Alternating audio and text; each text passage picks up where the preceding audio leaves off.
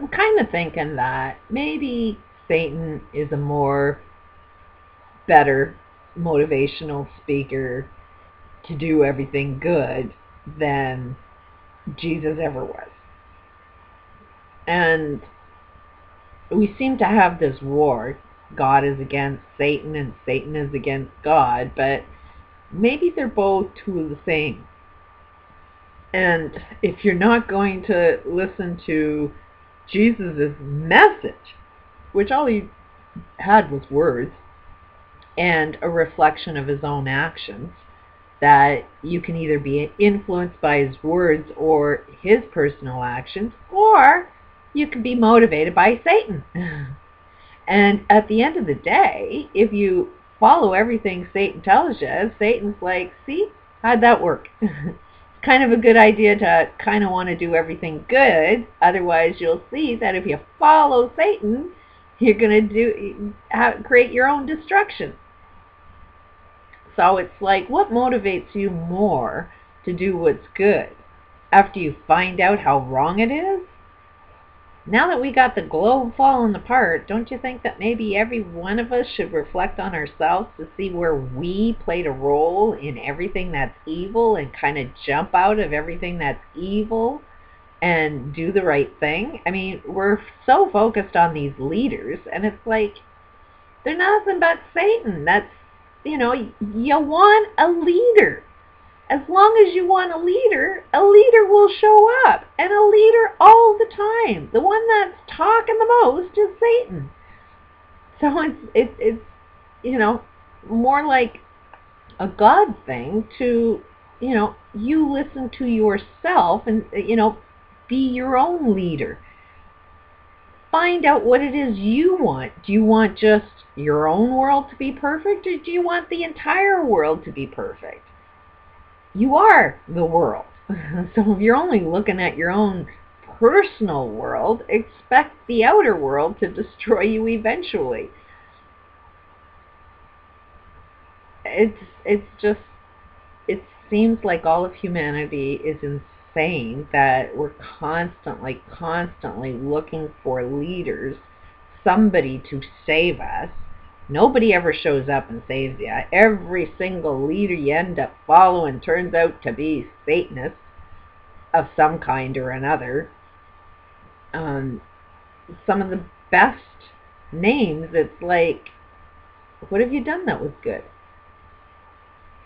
If everything that was so good, then why didn't that influence the planet to do everything that was so good?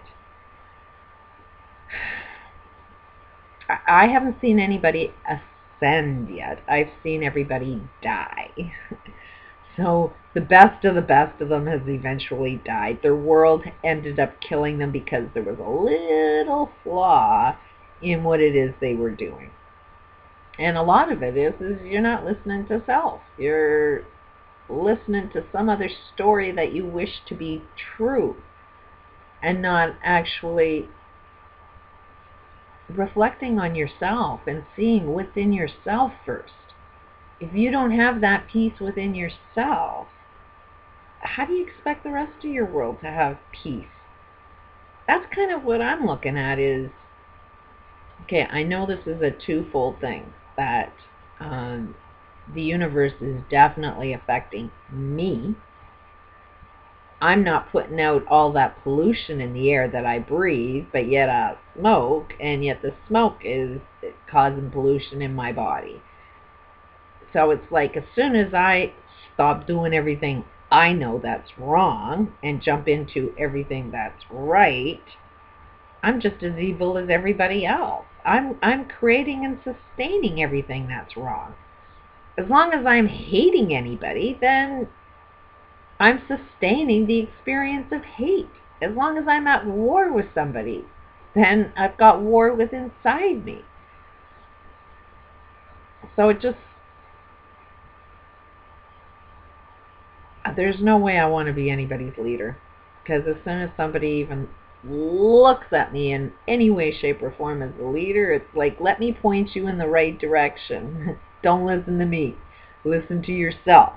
and then kind of look at, is yourself doing what's right? Are you at peace with yourself? Are you doing what's right with yourself? Are you sustaining everything that's wrong because you haven't found the connections between yourself and the rest of the world? I'm seeing my connection. Haven't jumped into everything that's right yet. I'm just as messed up as the rest of them. And just because I see a different picture, I'm not one to be followed, because what the hell do I know? Like, I can only see a better picture. I've got to jump into that better picture before I've got anything to say. And then if I've got anything to say, at the end of the day, it's like, I know being a leader is not the way to go. So it's like, even if I do know what to say, it's like, no, save yourself. One really good show I watched last night, never really was too much of an Oprah fan, because I do feel that she contradicts herself constantly. And I do believe that she is a good person. When she has these giveaways, when she describes it, and I truly believe her own words, she believes that the best thing that she could feel is the feeling of giving towards other people. I really truly believe she really feels great when she's giving towards other people. The only problem is she ain't giving shit to anybody. She's just letting a corporate world give away stuff for marketing, so that they can sell more and more and more stuff. And stuff happens to be what's killing the planet. But if she really, really was into giving, then she would give from herself. But she doesn't pay for any of these products that she's given away. She's just manipulated other people to give it away, and for really negative reasons. But the show that I watched was, I don't even know her name, but she was one of the better motivational speakers. Let me see if I can find it. But I forget her name, but she was on Oprah like every Tuesday. And Iyanla Van, I can't even pronounce her name. But she was a woman that, I don't know if this is the second part.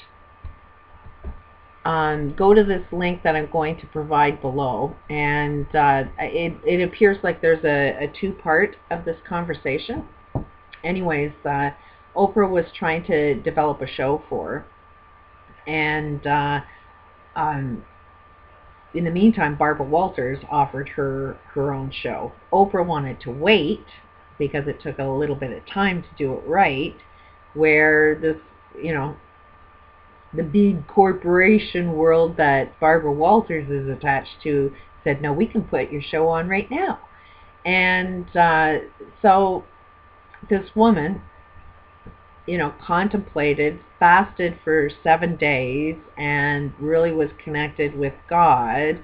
And God was saying, now's the time to do it. So she went to Oprah and said, okay, I had this offer, and God's saying, now's the time. So Oprah's like, well, if God's telling you now's the time, and we aren't ready for you, so you follow your own path and go with, this other corporation that's going to give it to you right away. Well, that ended up sucking, because they didn't want the woman. They wanted the package. And so because of that, they didn't even access this woman's full potential. So the whole show was a complete nightmare. I guess Oprah and her had, never spoke. And now they're having this meeting together to try and find out what went on. And I mean, this woman is really, really one of the more inspirational speakers that I've ever ran into. I really don't see too many flaws with this girl.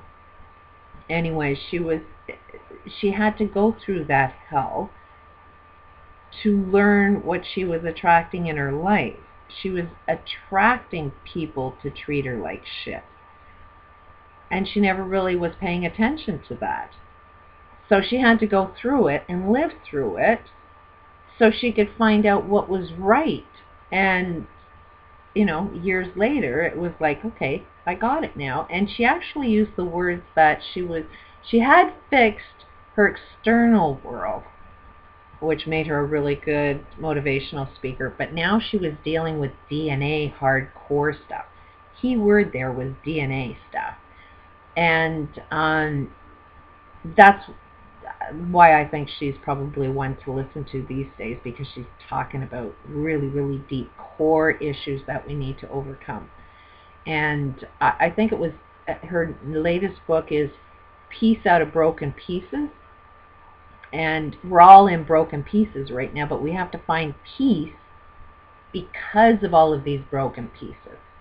And Oprah is probably one that can learn the most, because she hasn't dealt with any of her DNA issues. And a lot of it is found within her eating disorders that she's now labeled as a medical condition that she has no control over. Another deep-seated thing is Oprah's in the illusion that I have control over my own show, so none of these corporate world can touch her. That's not really true.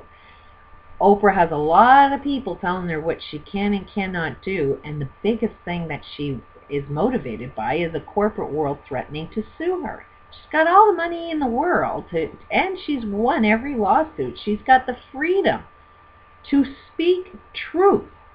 But she can't speak truth because she's got so much fear about being sued. It was so traumatic on her to be sued.